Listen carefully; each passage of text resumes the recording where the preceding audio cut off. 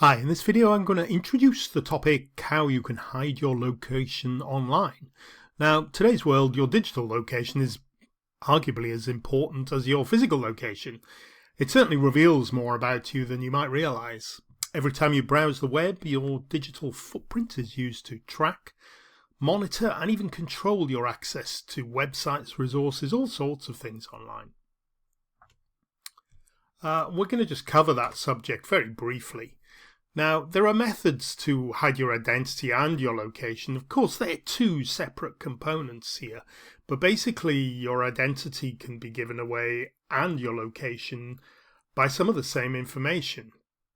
Now, some of the tools you want to look at to protect your identity and protect your data online are things like anonymous browsers. Now, you may have heard of these. There's programs like Brave and Epic Browser and the Tor network, which will hide all sorts of details about what you do online and your location. They work very well.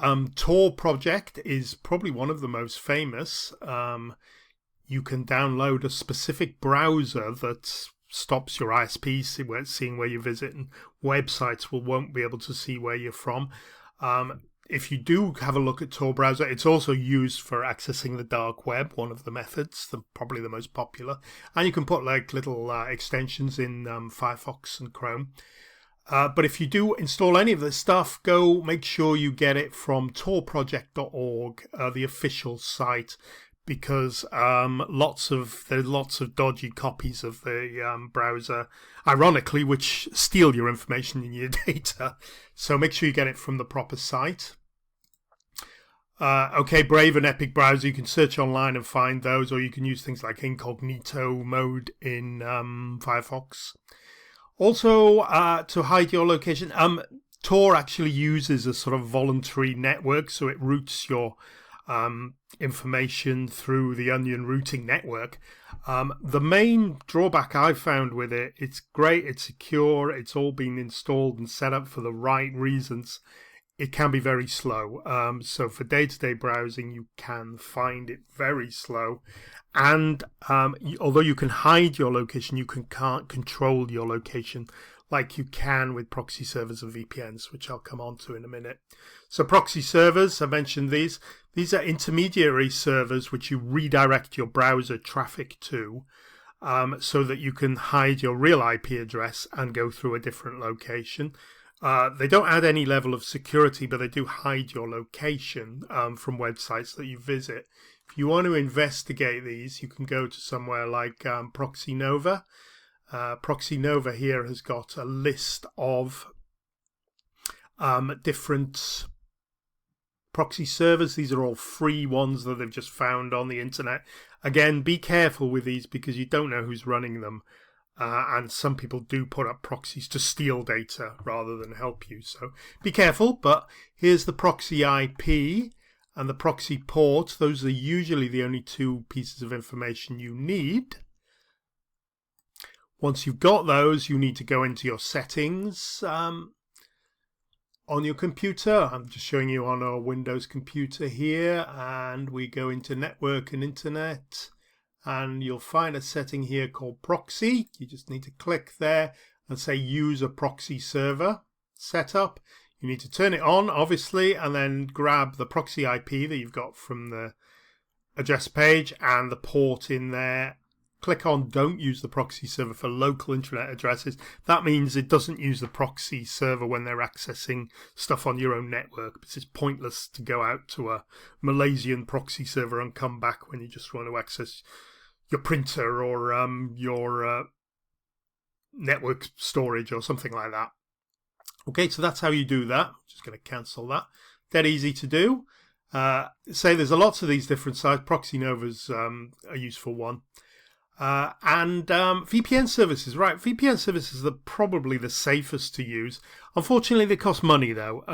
Like many things in life, the best solution usually does cost money, because they've got fast servers and they've got support staff, and you get choices. Anyway, let me just show you quickly how a VPN can help you. I'm going to show you a couple of my favorite sites. and see what happens when I try and access them.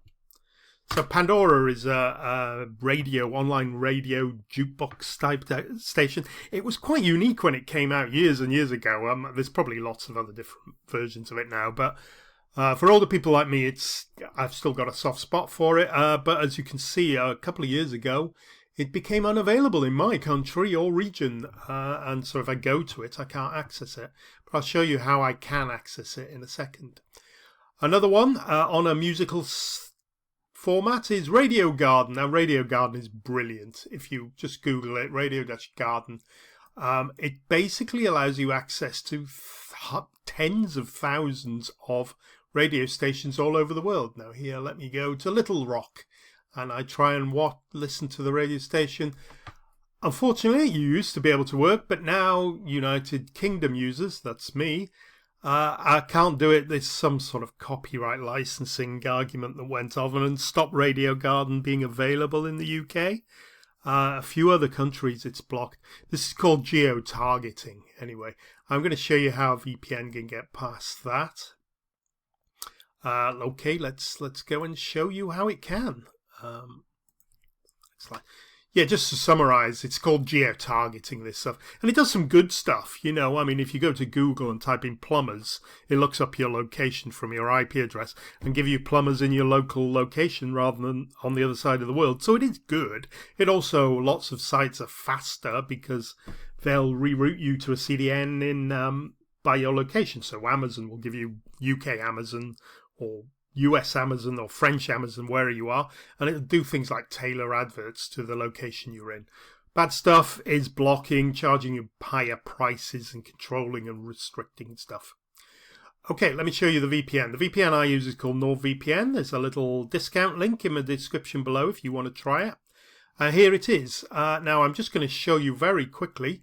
A VPN stands for Virtual Private Network, and it encrypts all your data. It stops your ISP seeing it. So it's a layer above proxy servers, which don't do any of that, don't protect your data as it's being transmitted, don't hide what you're doing. A VPN does all that. And it also hides your location. So a couple of sites that I was blocked at were Pandora and Radio Garden. Let me just go and connect to a United States server. You can see the servers all over the world. This is the standard subscription, the very cheapest one going, because I'm that kind of guy.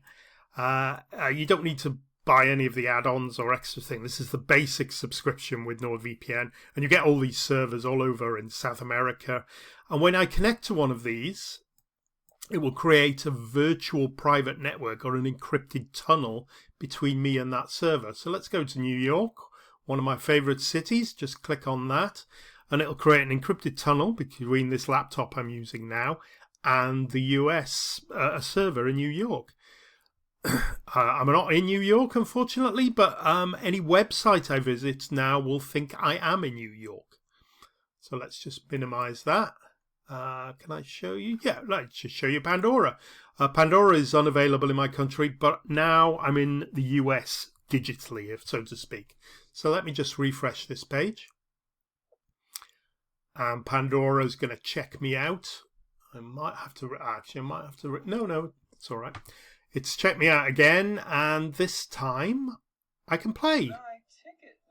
You can see we were all loads of adverts that went on Pandora last time I used it. But now I can use it perfectly. It's logged into my account and I can listen to Rockstar or Echo and the Bunnymen or whoever. And I can use it perfectly well because Pandora thinks I'm in the US now. Let me just show you Radio Garden. Just refresh this page. Radio Garden is really brilliant. It's completely free as well, Radio Garden. They've also started putting adverts, but hey, it's worth having. So let's go back to the Little Rock one. Let's see if I can watch that now. Remember, I was blocked because I was in the UK. And now I'm listening to a commercial radio station in Little Rock, Arizona. Is it Arizona? Yeah, I think so. No, Arkansas. It works perfectly because it thinks I've got a US IP address, so it will work perfectly. Okay, so that's it really. Those ways of hiding your location. Now, before I go finish off, I've gone on a bit longer than I thought. To get complete protection, you've got to protect both your data that you're swapping with these websites and cookies and different things with your account, plus your actual IP address. They're kind of two components. And if you want to protect them completely, you should probably use something like a VPN and one of the anonymous browsers that I've used as well. VPN and Tor doesn't work great, can be a bit fiddly sometimes.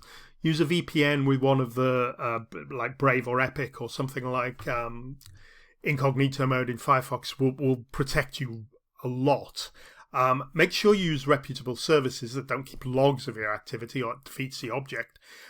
Two of the big problems with even with cheap VPNs and normally are DNS and WebRTC leaks, which can actually expose your location.